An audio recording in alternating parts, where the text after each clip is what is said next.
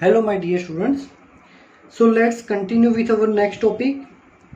Example number 5.5. Ready? Pay attention. I am reading the question. Two identical billiard balls strike a rigid wall with the same speed but at different angles and get reflected without any change in speed. दो case दिए हैं. This is the first case in which this is the wall and a ball is traveling with velocity u. Just make collision with the wall and rebound back with the same speed according to the question. This is the case number A. And in another case,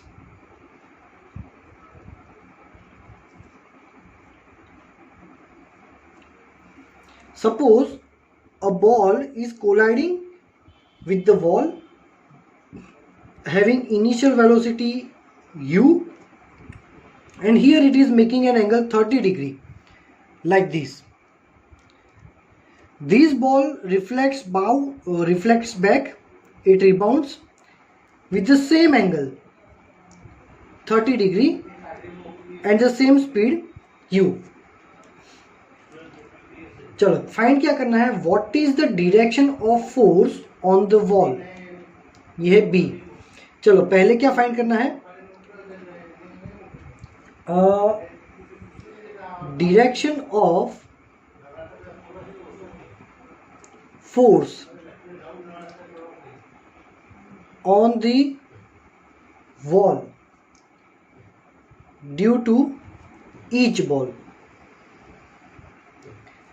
ये दोनों case में ball जब wall से टकराएगी ना, ball जब wall से टकराएगी तो क्या होगा कि बॉल वॉल के ऊपर एक फोर्स लगाएगा. ये फोर्स कौन सी डायरेक्शन में लगेगा, ये केस में और ये केस में. Direction of force on the wall due to each ball, एक ये फाइंड करना है. और दूसरा हमें फाइंड करना है द रेशियो ऑफ मैग्नीट्यूड्स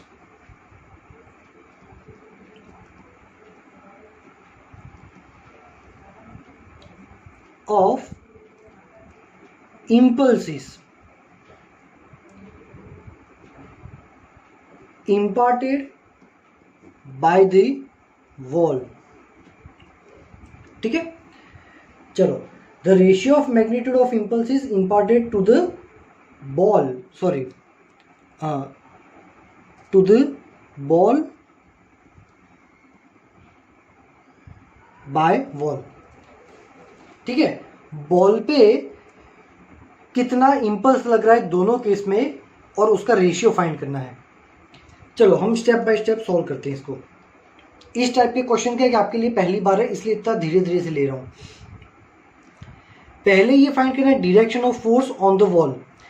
तो प्राइमरीली आपको तो यही दिखेगा कि भाई फोर्स जो है ना वो ये केस में देखने जाओ तो एग्जैक्टली वॉल के परपेंडिकुलर लगेगा, और ये केस में अगर देखो तो कोई बोलेगा कि वॉल के साथ 30 डिग्री के एंगल पे लगेगा. बट ऐसा नहीं है. आपको जो प्राइमरीली दिख रहा है वो गलत है. हमें फाइंड करना पड़ेगा कि फोर्स कहाँ पे लग रहा है. डायग्राम में भले ऐसा दिया पर एक्चुअली में ऐसा है नहीं. क्यों नहीं है, चलो देखते हैं. Let's solve the case number A. ठीक है. तो अभी हमारा इनिशियल मोमेंटम कौन सी डायरेक्शन में है. तो ये डायरेक्शन को मान लो कि ये है हमारी एक्स डायरेक्शन. तो राइट नाउ वेलोसिटी ये डायरेक्शन में है तो मोमेंटम भी यही डायरेक्शन में है. तो हमारा जो इनिशियल मोमेंटम है वो है एम यू. कौन से डायरेक्शन में, प्लस एक्स डायरेक्शन में. ठीक है. फाइनल मोमेंटम क्या है, तो फाइनल मोमेंटम हमारा है एम यू ऑब्वियसली. पर अब हमारी वेलोसिटी यहां पे जा रही है, ये डायरेक्शन है -x, तो ये डायरेक्शन, ये वेलोसिटी अगर पॉजिटिव है तो ये वेलोसिटी हमारी नेगेटिव होगी। तो यहाँ पे हो गया -mu और ये होगी टूवर्ड्स नेगेटिव x डायरेक्शन में। ठीक है, तो अभी हमारा ऑब्जेक्ट जो है वो x डायरेक्शन में ही मोशन कर रहा है, y डायरेक्शन में तो कुछ है ही नहीं, ये y डायरेक्शन है। सो हमारा इनिशियल मोमेंटम 0 है, कहाँ? प्लस y डायरेक्शन में भी, और फाइनल मोमेंटम भी 0 है y डायरेक्शन में कुछ है ही नहीं, फिर प्लस हो या माइनस हो उससे कोई फर्क नहीं पड़ता। तो चेंज इन मोमेंटम क्या मिला?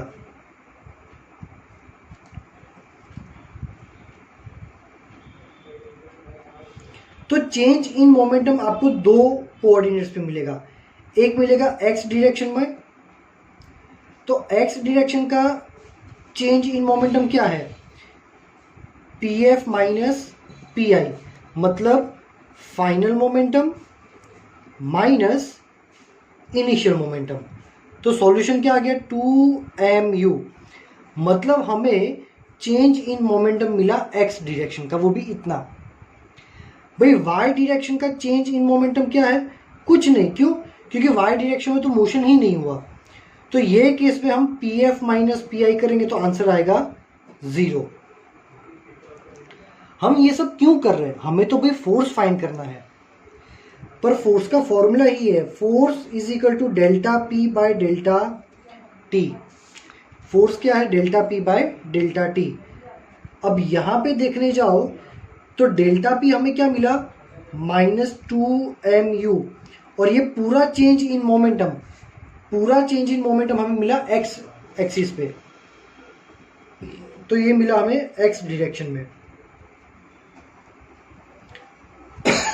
सॉरी, अब change in momentum x direction में मिला तो ऑब्वियसली फोर्स भी कौन सी डायरेक्शन में था? x डायरेक्शन में ही था। तो आंसर आएगा hence force is acting on x axis, x direction. जो डायरेक्शन में चेंज इन मोमेंटम है वही डायरेक्शन में फोर्स लगेगा। ठीक है, अब हम सॉल्व करेंगे केस नंबर बी को।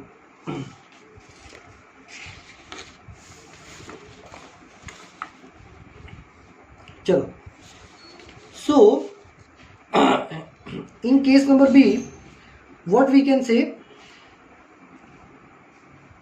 यहां पे हमारा जो मोमेंटम है ना, ये हमारा हो जाएगा इनिशियल मोमेंटम pi। ये इनिशियल मोमेंटम के दो कंपोनेंट बनेंगे, ये ऐसा है हमारा ये मोमेंटम, इसके दो कंपोनेंट बनेंगे, एक यहाँ पे और एक यहाँ पे। मतलब एक मोमेंटम होगा ऐसा, जो कि होगा हमारा pi cos 30 ये डायरेक्शन में, और उसी का दूसरा कंपोनेंट बनेगा यहाँ पे, तो वो होगा ये डायरेक्शन में pi sin 30। क्या बना? pi sin 30। Same like that हमारा फाइनल वेलोसिटी ये डायरेक्शन में है, तो उसका एक कंपोनेंट बनेगा यहाँ पे और एक कंपोनेंट बनेगा नीचे। तो इसका ये कंपोनेंट यहाँ पे होगा pf cos 30, क्योंकि यहाँ पे जो मोमेंटम होगा वो फाइनल मोमेंटम है, pf cos 30, और नीचे बनेगा pf sin 30। रेडी? चलो, तो अब यहाँ पे हम देखेंगे कि हमारा इनिशियल मोमेंटम कितना था। यहाँ पे लिखेंगे x एक्सिस का। रेडी? चलो, तो इनिशियल मोमेंटम हमारा x एक्सिस का जो था वो ये रहा। ठीक है, ये इनिशियल का है और ये वाला फाइनल का है। तो इनिशियल मोमेंटम जो है वो ये डायरेक्शन में मिला, ये डायरेक्शन को हम बोल देते +x। तो ये हो गया हमारा pi cos 30, जो कि है हमारा +x डायरेक्शन में। रेडी। और पी आई का एक्स कंपोनेंट तो मिला, पी आई का वाई कंपोनेंट भी मिलेगा, ये रहा। अब ऊपर वाली डायरेक्शन है प्लस वाई, ऊपर वाली डायरेक्शन है प्लस वाई, नीचे वाली डायरेक्शन है माइनस वाई। ठीक है, तो ये जो मोमेंटम का इनिशियल कंपोनेंट है वाई एक्सिस वाला, वो कौन सी डायरेक्शन में, नीचे जा रहा है, और नीचे की डायरेक्शन है माइनस वाई। तो यहाँ पे वो हो जाएगा हमारा माइनस पी आई साइन 30, जो है माइनस वाई डायरेक्शन में। ठीक है, अब यही मोमेंटम हमारे चेंज हो रहे हैं, फाइनल मोमेंटम की बात कर रहे हैं। ठीक है, चलो अब हमारा फाइनल मोमेंटम एक्स एक्सिस का, तो फाइनल मोमेंटम ये है, उसका एक्स कंपोनेंट ये रहा। अब ये डायरेक्शन प्लस एक्स है, तो ये डायरेक्शन होगी माइनस एक्स, तो फाइनल कंपोनेंट नेगेटिव डायरेक्शन में मिला। तो क्या मिला, minus P F cos 30 negative X direction में, और फाइनल मोमेंटम का y कंपोनेंट है ये रहा, वो भी नीचे ही है। So minus P F sine 30 negative y direction में। ठीक है, चलो तो चेंज इन मोमेंटम,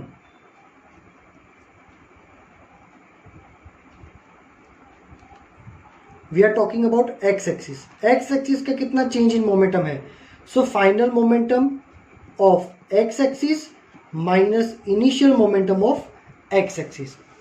चलो तो फाइनल मोमेंटम कितना था भाई एक्स एक्सिस का, minus P F cos 30 minus P I cos 30। अभी पी एफ मतलब फाइनल मोमेंटम, तो फाइनल मोमेंटम क्या था, फाइनल मोमेंटम वही था हमारा एम यू।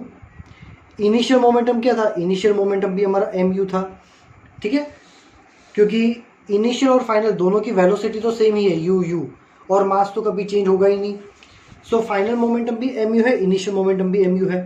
बस तो पी एफ की वैल्यू यहाँ पे डाल दो, minus M U cos 30 minus P I की जगह डाल दो एम यू कॉस 30। तो क्या हो गया भाई, माइनस 2mu कॉस 30। कॉस 30 कितना होता है, तो कॉस 30 होता है कुछ √3/2। रेडी, चलो तो 2 कैंसिल, तो चेंज इन मोमेंटम मिला माइनस एम यू √3। मतलब एक्स एक्सिस का हमें delta P change of momentum इतना मिला। अब वही चेंज इन मोमेंटम हम फाइंड करेंगे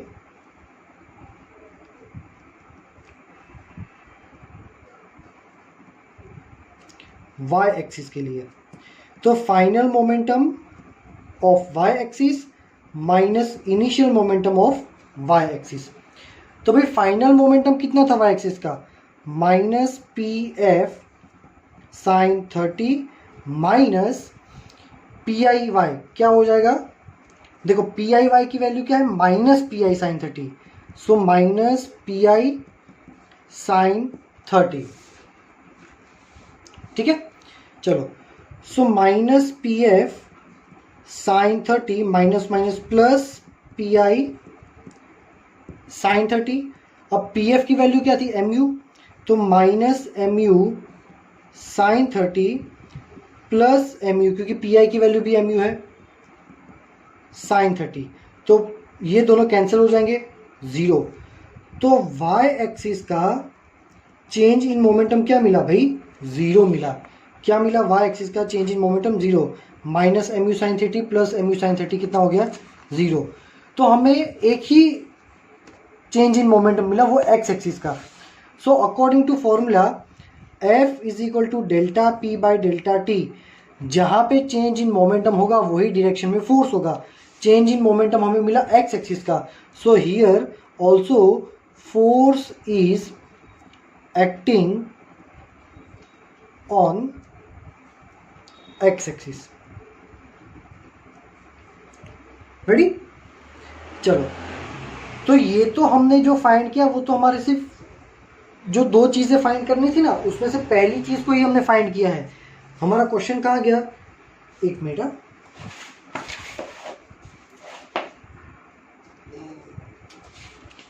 अरे यार पेज कहाँ गया?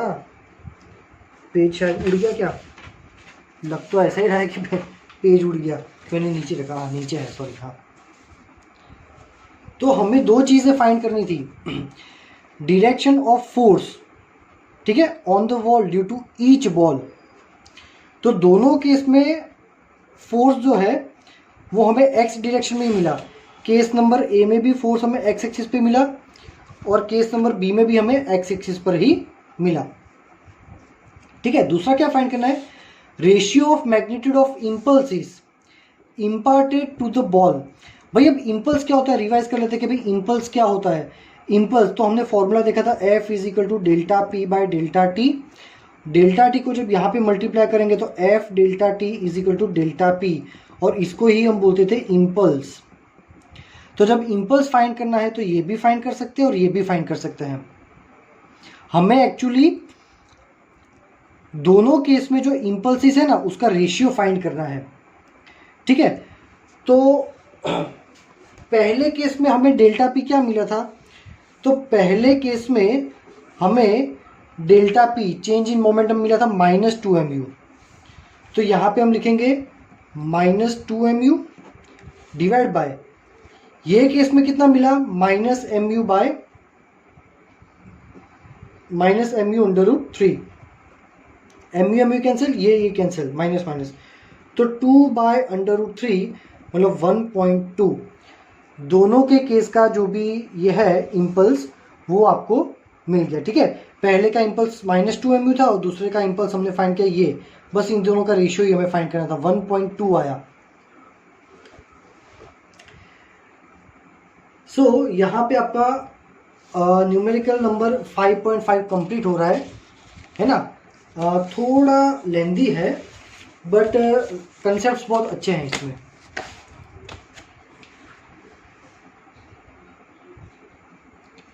नेक्स्ट हम लेते हैं कंजर्वेशन ऑफ मोमेंटम।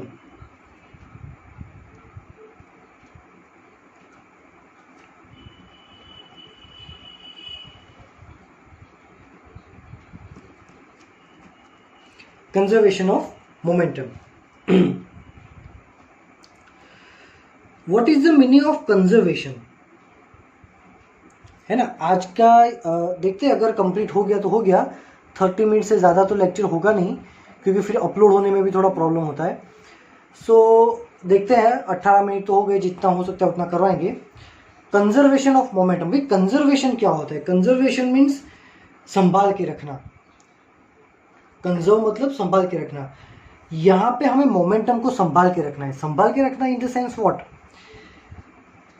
कोई भी फिनोमिना होती है ना, जैसे कि यहाँ पे एक एग्जांपल दिया है कि भी गन में से बुलेट को फायर करते हैं।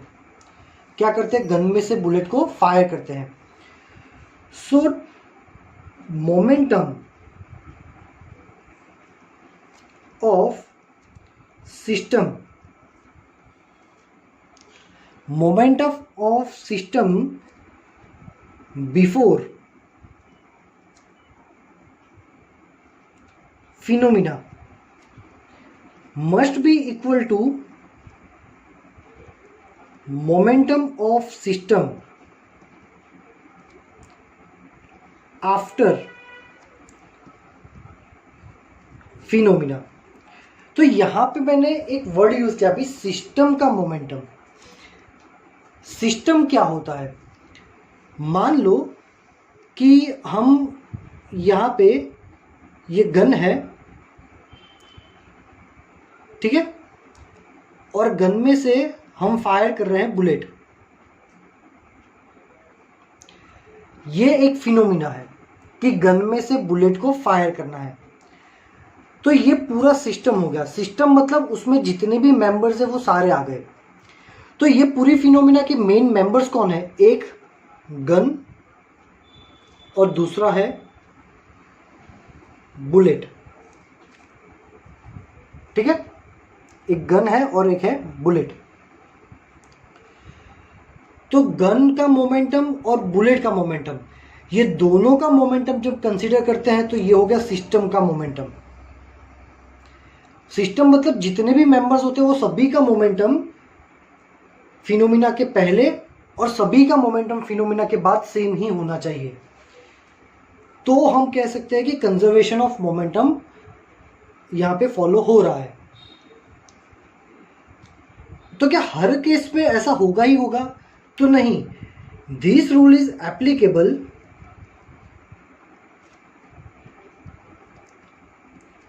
For the isolated systems only.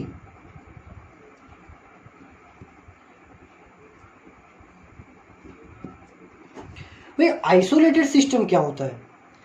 Isolated system means जिसमें नो एक्सटर्नल फोर्स हो। एक बहुत अच्छा एग्जांपल देता हूं। मान लो कि आपकी सोसाइटी में घर है और वहां पे हस्बैंड वाइफ है, दोनों झगड़ रहे हैं, वो दोनों एक दूसरे को मार रहे हैं, ठीक है। तो वो जो सिस्टम है वो सिस्टम क्या है? घर। और वो सिस्टम के दो मेंबर कौन है? Husband and wife. दोनों एक दूसरे पे ही फोर्स लगा रहे हैं। तो ये हो गया आइसोलेटेड सिस्टम कि दोनों मेंबर्स एक दूसरे पे ही फोर्स अप्लाई कर रहे हैं। यहां पे बुलेट पे फोर्स किसने लगाया? गन ने लगाया। हमने कुछ ऐसा नहीं किया था कि अंदर से बुलेट निकाले और हाथ से फेंकी, नहीं, वो हो जाएगा एक्सटर्नल फोर्स। अब मान लो कि हस्बैंड वाइफ फाइट कर रहे हैं और आपको बनना है हीरो ये पिक्चर में, और आप यहां पे हीरो बन के एंट्री लेते हो और इनके बीच में इंटरप्ट कर रहे हो, तो आप हो गए अब एक्सटर्नल फोर्स। क्या हो गए आप? External force. तो अब ये जो सिस्टम है वो अब आइसोलेटेड नहीं रहा। So isolated system means a system in which all the members applies force on each other, no presence of external force, इसको बोलते हैं आइसोलेटेड सिस्टम। और conservation of momentum always follow होता है आइसोलेटेड सिस्टम पे ही। और आइसोलेटेड सिस्टम मतलब ये कि कौन सा सिस्टम आइसोलेटेड है या नहीं है वो कैसे पता चलेगा? एक्सटर्नल फोर्स से देखने का। जैसे कि ये, इसमें जो भी वो दोनों अंदर अंदर ही फोर्स लगा रहे हैं, हम कुछ नहीं कर रहे हैं। अर्थ जो है वो सन के अराउंड रिवॉल्व कर रहा है, तो कर रहा है वो अपने आप कर रहे हैं। वो दोनों का म्यूचुअल ग्रेविटेशन फोर्स है, उसकी वजह से वो गोल घूम रहा है। हम कोई बाहर निकल के वो बैट से फिर वो अर्थ को ऐसा धक्का नहीं मारे। वो कर व्हील घुमाने के लिए, पता है गांव में वो बार बार ऐसे पीछे से लकड़ी से मारते रहते हैं। हम ऐसा नहीं करते कि भाई अर्थ ये मारा फटका तू घूम, अपने आप हो रहा है। तो आइसोलेटेड सिस्टम है, उसमें भी कंजर्वेशन ऑफ मोमेंटम फॉलो होगा, ठीक है। तो यहां पे हम गन और बुलेट ये केस को देखते हैं कि भाई क्या होता है। तो momentum of system before phenomena. Before phenomena, तो फिनोमिना क्या हो रही है? फायरिंग की फिनोमिना हो रही है। तो फायरिंग से पहले, बिफोर फिनोमिना मतलब फायरिंग से पहले बुलेट कहाँ थी? गन के अंदर, ठीक है। तो बुलेट का इनिशियल वेलोसिटी क्या था? 0, क्योंकि बुलेट जब अंदर थी तो रेस्ट पोजीशन में थी, तो बुलेट का वेलोसिटी 0। तो बुलेट का इनिशियल मोमेंटम भी कितना हो जाएगा? 0। सो बुलेट का इनिशियल मोमेंटम जो कि कितना था? 0। इनिशियली तो गन भी रेस्ट पोजीशन में थी, so momentum of gun initial कैसी थी? 0। So momentum of whole system before phenomena, तो बिफोर फिनोमिना हमारे सिस्टम के मोमेंटम क्या थी? 0 + 0। अब that should be equal to momentum of system after phenomena. Phenomena हो गए, फिनोमिना कौन सी है? फायरिंग की। सो फायरिंग में क्या हो रहा है कि बुलेट आगे जाएगी, सो वेलोसिटी ऑफ बुलेट आगे होगी, बट यहां पे Newton third law of motion भी लगेगा। बुलेट आगे क्यों गया? क्योंकि बुलेट पे फोर्स लगा। भाई किसने लगाया? गन ने लगाया। तो गन ने बुलेट पे फोर्स लगाया, तो बुलेट ने गन पे लगाया, उसको बोलेंगे रिकॉइल फोर्स। क्योंकि जब भी आप गन से फायर करोगे ना तो गन ऐसे पीछे जाएगी, उसको बोलते हैं रिकॉइल फोर्स। वो रिकॉइल फोर्स कौन लगाता है? बुलेट गन पे लगाएगी, तो गन की वेलोसिटी हो जाएगी ऑपोजिट डायरेक्शन में। तो बुलेट का जो मोमेंटम है, ठीक है, ये हो जाएगा मोमेंटम ऑफ बुलेट पर फाइनल मोमेंटम। और ये डायरेक्शन को अगर पॉजिटिव कहते हैं तो ये हमारा मोमेंटम कैसा हो जाएगा? पॉजिटिव। गन पीछे जा रहा है, सो मोमेंटम ऑफ गन वो भी फाइनल मोमेंटम जो होगा नेगेटिव डायरेक्शन, क्योंकि गन पीछे जा रहा है। सो आफ्टर द फिनोमिना उनके मेंबर्स का मोमेंटम, तो मोमेंटम ऑफ बुलेट कौन सा वाला? फाइनल वाला, plus momentum of gun final वाला, बट वो कैसा होगा? Negative. So 0 is equal to momentum of bullet final plus minus minus momentum of gun final. तो यहां पे ये डिराइव हुआ कि इसको अगर यहां पे ले जाएंगे, सो momentum of gun final is equal to bullet का फाइनल मोमेंटम। दोनों एक दूसरे पे सेम मोमेंटम ही अप्लाई कर रहे हैं, ठीक है। तो ये हो गया कंजर्वेशन ऑफ मोमेंटम। क्या हो गया? Conservation of momentum. सो यहां पे स्टेटमेंट क्या आएगा? Statement is that the total momentum of an isolated system of interacting particles is conserved। भाई हमें तो क्या प्रूव करना था कि सिस्टम का जो इनिशियल मोमेंटम होता है वो ही फाइनल मोमेंटम होना चाहिए। रेडी? अब वैल्यू के हिसाब से देखने जाओ ना तो गन का फाइनल मोमेंटम और बुलेट का फाइनल मोमेंटम हमें सेम मिला, दोनों की वैल्यू सेम है और दोनों की डायरेक्शन ऑपोजिट है, तो इनका सब्ट्रैक्शन भी क्या हो जाएगा? इवेंचुअली जीरो ही होगा। इनका सब्ट्रैक्शन भी क्या होगा? इवेंचुअली जीरो ही होगा। तो टोटल मोमेंटम पहले भी जीरो था, बाद में भी जीरो रहा, क्योंकि जितना मोमेंटम बुलेट को आगे मिला उतना ही मोमेंटम गन को पीछे मिला। तो टोटल क्या हो गया? जीरो। एक मोमेंटम पॉजिटिव है, एक मोमेंटम नेगेटिव है, वैल्यू से दोनों सेम आ गए। इसको हम और डिटेल में प्रूव करेंगे और अच्छे से, ठीक है। ये तो बस बेसिक है। तो यहाँ पे हमने कहाँ तक देखा? तो टेक्स्ट बुक में देखो कंजर्वेशन ऑफ मोमेंटम 5.7 हमने आधा इतना ही देखा है, इतना, ठीक है। पेज नंबर 98 का इतना ही देखा है, ऊपर वाला ये स्टेटमेंट ही दिखा है। एक्चुअल जो डेरिवेशन है ना वो तो ये है, बाद में आएगा। यहां तक पढ़ना, ये तो एक छोटा सा एग्जांपल ही दिया है गन और बुलेट का, ठीक है। मेन लॉ जो प्रूव करना है वो ये है, जो हम नेक्स्ट लेक्चर में देखेंगे, ठीक है। चलो, तो आज के लेक्चर में इतना ही रखते हैं। Still if you are having any doubt you can ask me in the message section. Thank you very much my dear students.